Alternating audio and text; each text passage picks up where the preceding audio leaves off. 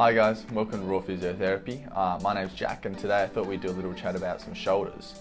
I get asked a lot about pain and injuries and especially around the shoulder region. I will preface this chat just with the fact that there is no one treatment that is ideal for every one person. It really needs to be paired with a clinical assessment, clinical reasoning and then a treatment which best suits the individual. So there's a lot of different types of shoulder pain, but I thought we'd hone in a little bit today on the dreaded rotator cuff. And especially injuries around that area.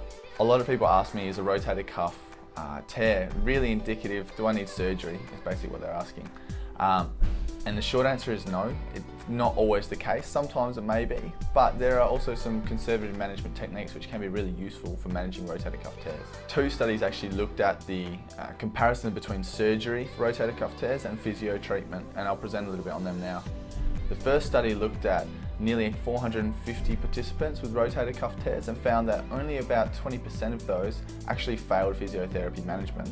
And failure was determined by the patients not having any improvement. The primary reason the researchers found out those people failed physio treatment was that they didn't think it was going to work in the first place. So if you go on with a really clear mindset of giving anything a crack, you might surprise yourself.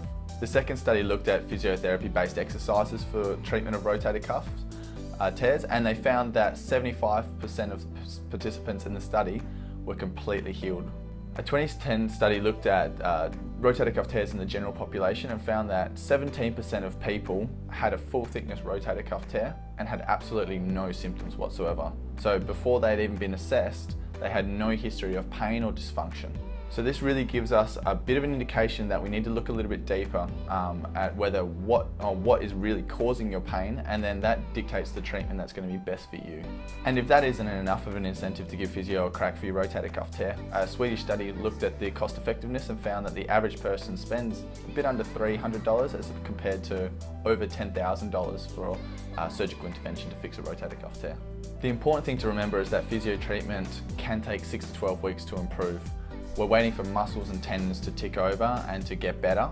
And although this isn't the quick fix we all want, it does have good long-term solutions for rotator cuff tears and pain. The take-home message is that a damaged structure doesn't always mean that you're going to be in pain or dysfunction. Give physio a crack, give it 6 to 12 weeks to really see if there is going to be a treatment effect for you. And then hopefully you'll reap the rewards of a cost-effective and effective and evidence-based treatment.